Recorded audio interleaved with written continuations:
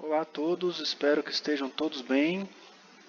Aqui é o Flávio Amarante e vamos iniciar aí a nossa parte prática do nosso mini curso de Geoestatística. Irei demonstrar aqui a utilização das principais ferramentas apresentadas aí na parte teórica, né? Uma coisa interessante é que esse fluxograma ele é o mesmo utilizado nos maiores softwares de mineração aí da indústria, tá? Então, quando um estudante de geologia se forme e quer entrar no mercado de trabalho, é muito interessante ele saber utilizar algum dos grandes softwares de mineração, caso ele tenha interesse em trabalhar nessa área. Outras áreas também usam de estimativas de modo semelhante, por exemplo, se você for fazer uma contaminação de solo, ou você quiser simplesmente estimar espacialmente alguma outra variável, né? Esse mesmo fluxograma ele pode ser utilizado, né? Então, numa estimativa de depósitos minerais, eu particularmente eu já utilizei esse mesmo fluxograma para estimar vários tipos de depósitos diferentes, né? E já utilizei vários softwares semelhantes, né? No caso, esse aqui é o SGames, ArduGames, muito utilizado lá na universidade, no departamento LPM da Universidade Federal do Rio Grande do Sul. Ultimamente eles passaram a utilizar mais o Isatis Neo, né, que é o principal o maior software de geoestatística que é utilizado no mercado. Mas existem vários outros softwares de mineração que também seguem o mesmo fluxograma. Então, essa estimativa por krigagem ordinária que nós vamos pôr aqui como exemplo, desde o início lá da análise exploratória dos dados, a análise da continuidade espacial e depois uma estimativa básica e a sua validação, todos os softwares de mineração são capazes de utilizar essas mesmas ferramentas, né? Então você pode pegar desde um Leapfrog Edge, que faz uma estimativa básica aí do seu depósito, né? depois do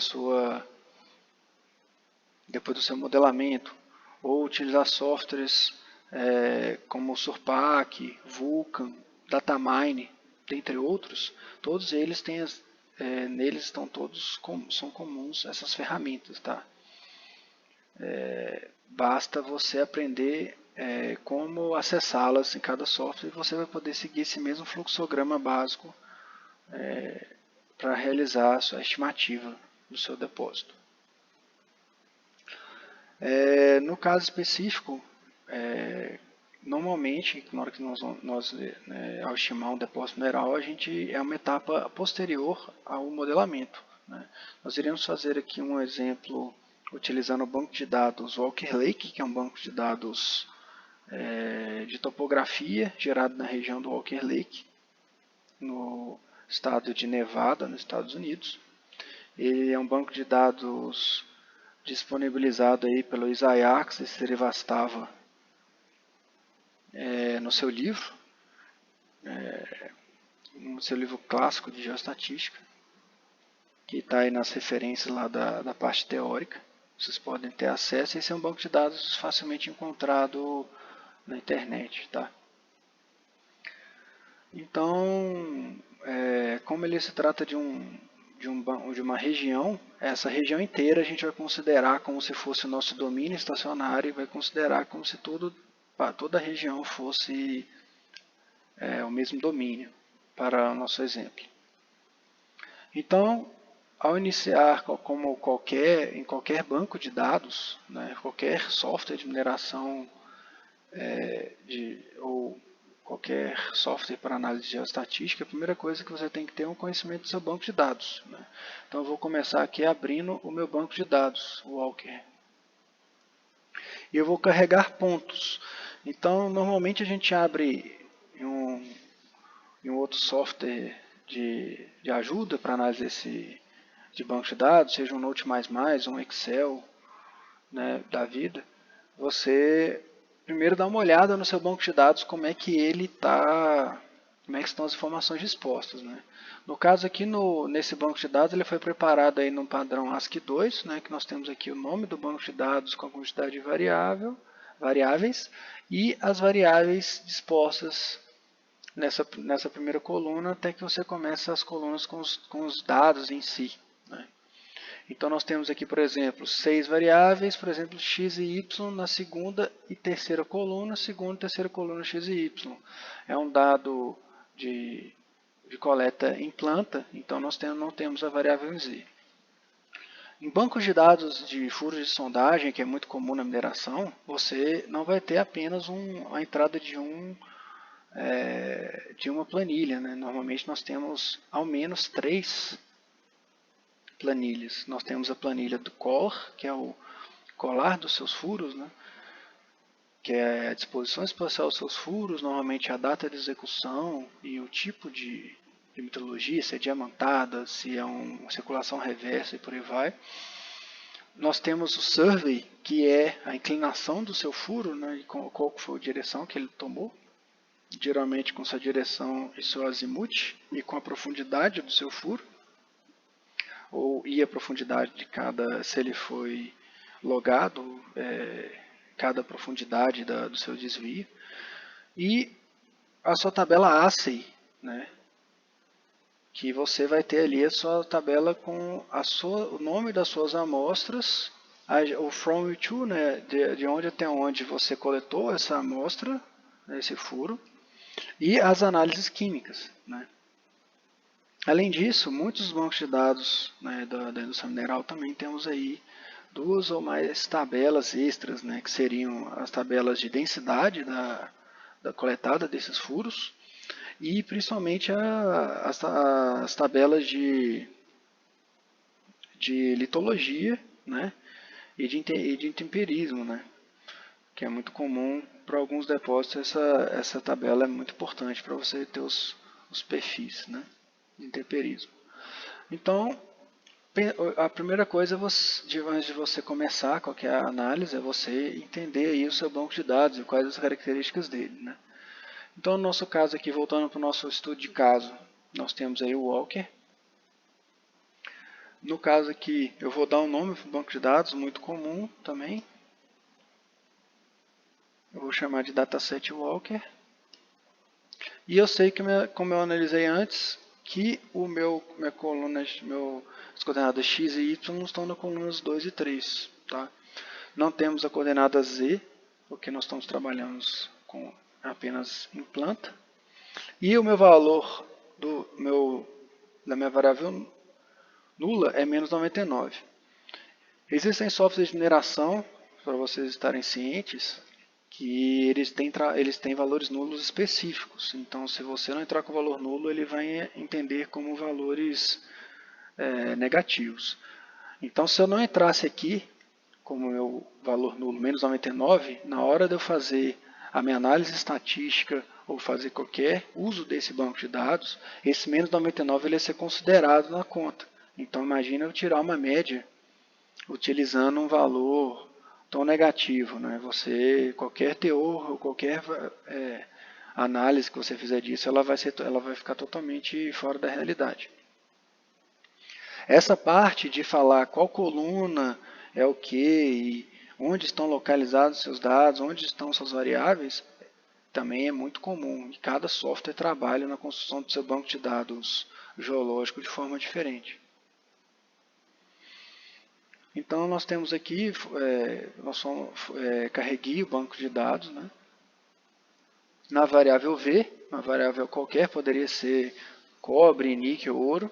Nós estamos aqui apenas um exemplo, tá? Eu vou aumentar um pouco aqui meus pontos para ficar facilmente visualizado e vou colocar a minha legenda aqui de teores, só para a gente ter uma ideia de proporção.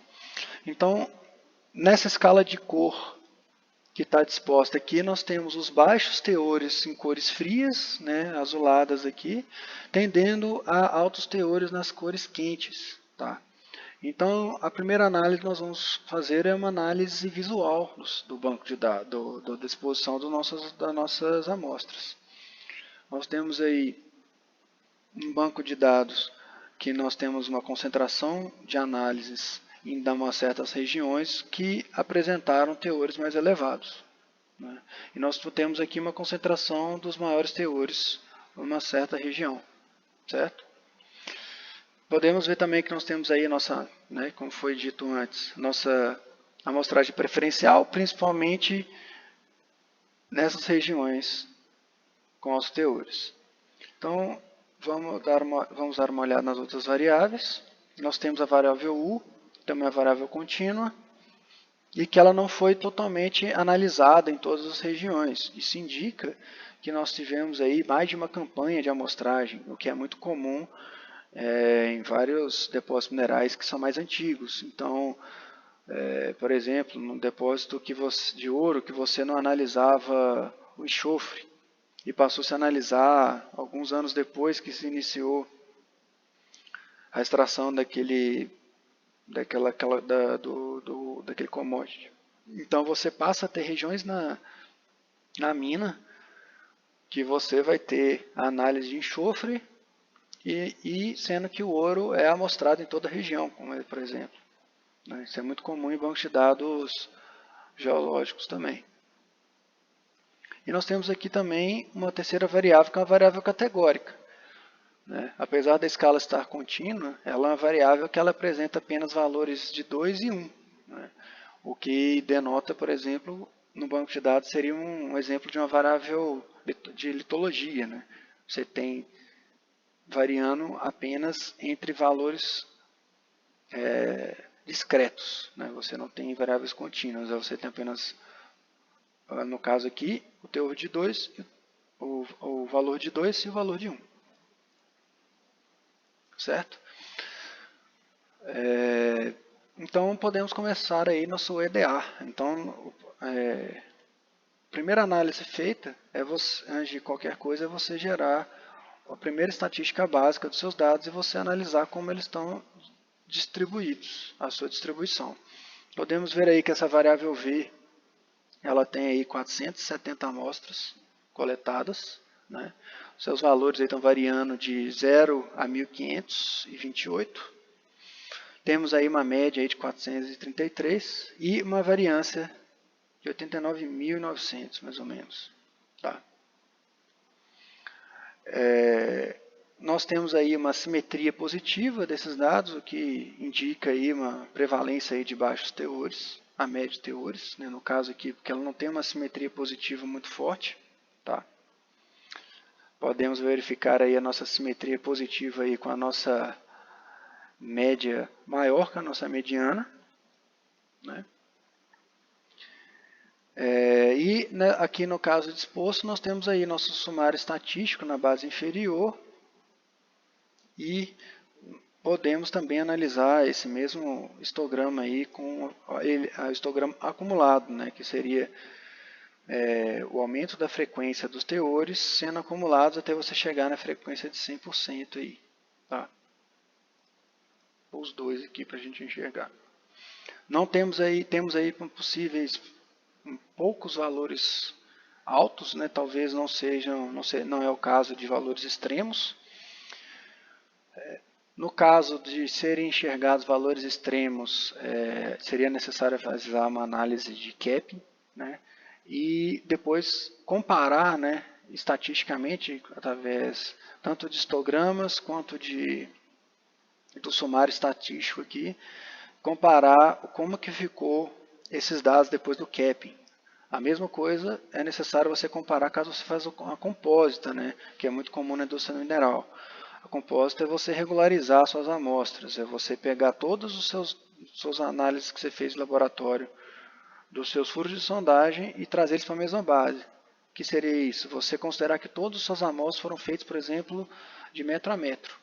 A gente sabe que a amostragem do furo de sondagem não vai ser feita metro a metro, ela às vezes possuem pedaços de amostras menores e pedaços maiores, e você regulariza como se você cortasse o seu banco de dados numericamente, para que todas as amostras tivessem valores aproximados a 1 metro, entendeu? Para você poder ter bases de comparação semelhantes. E você faz uma comparação dessas compostas depois que você compositou também com seu com seu banco de dados original, onde você compositar.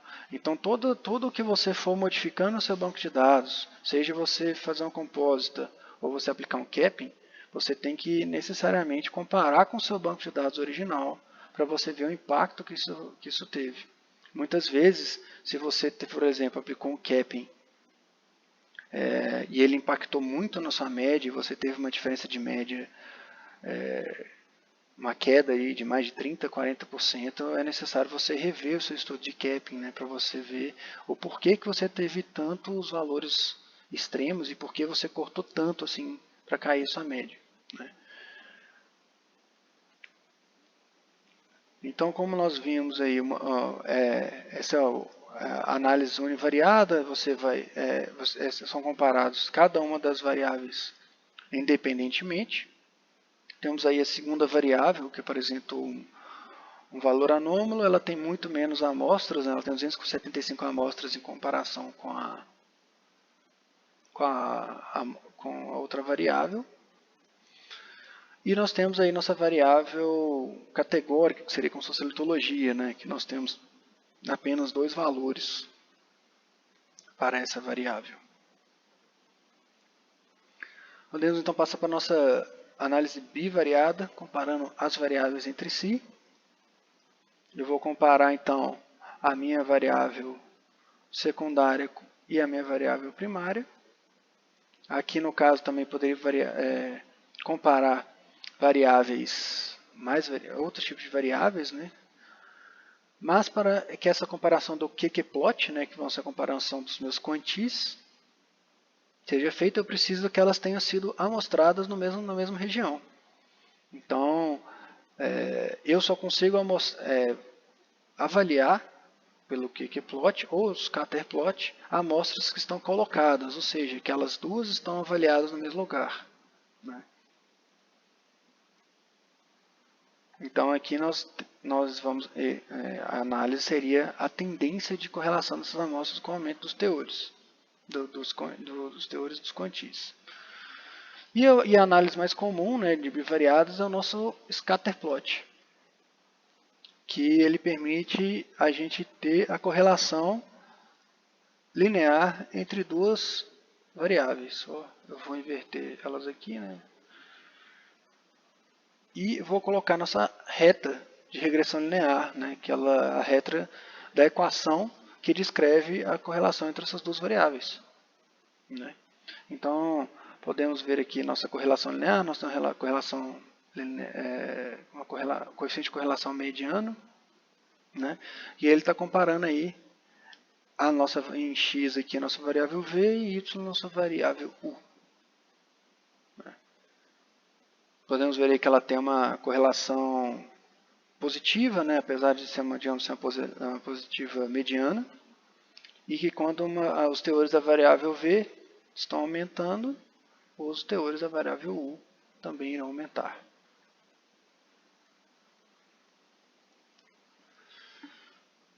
Certo?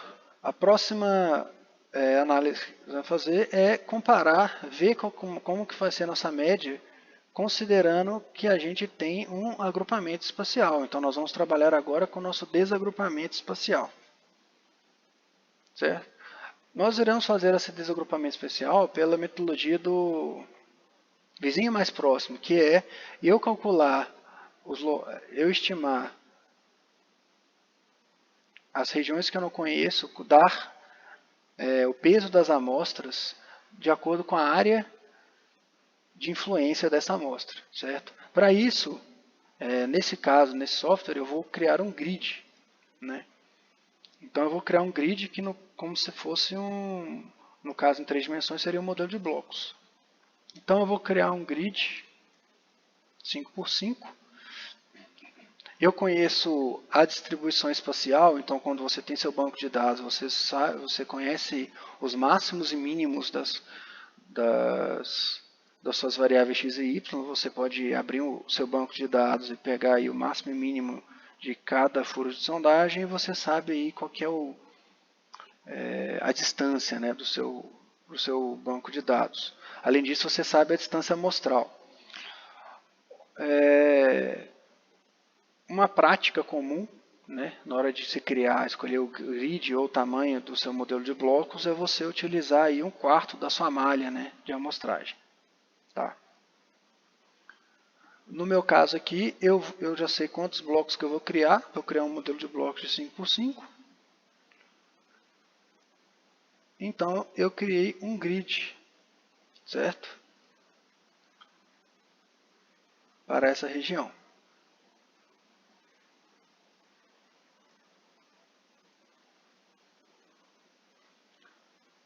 Então, é um grid que abarca toda a minha região, certo?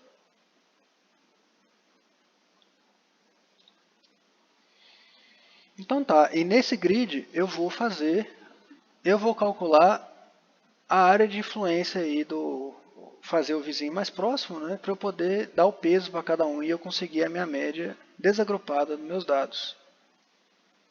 Então eu vou usar uma equação simples de vizinho mais próximo, que é muito comum,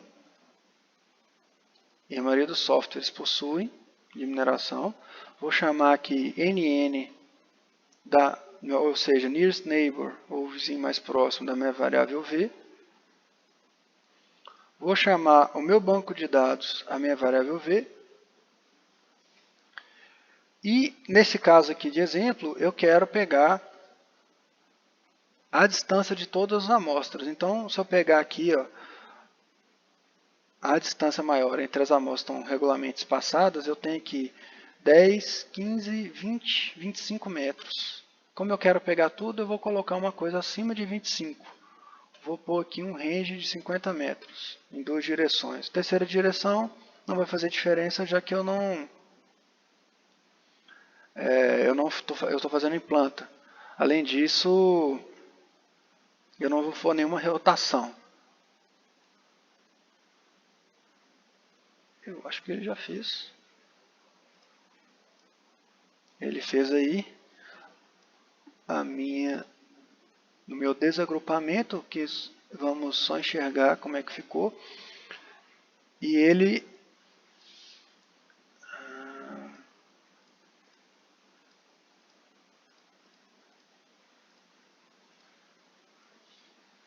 considerou aí a distância das amostras em relação umas às outras para fazer, né? Vou demonstrar aqui colocando a região, né? Então, para cá ele colocou de acordo com a região o peso e me gerou o valor de cada bloco. Se eu pego e faço um histograma, eu tenho aqui então a comparação entre a minha média simples dos meus teores, tá? Dos meus teores originais, que também é chamado de média naive, né? O pessoal que gosta do inglês aí, que é a minha média ingênua, que é simplesmente minha média dos dados, sem considerar o meu agrupamento preferencial. Já aqui nós temos a média, que seria, digamos assim, uma média mais realista do seu banco de dados, a média real, que é a média que é almejada aí para o seu banco de dados. Além disso, a variância ela é mais próxima da variância real aí que você vai ter nos seus dados. Tá? Nesse caso aqui, eu fiz esse vizinho mais próximo considerando um grid, e existem outras metodologias para fazer isso, como por exemplo a metodologia das janelas móveis.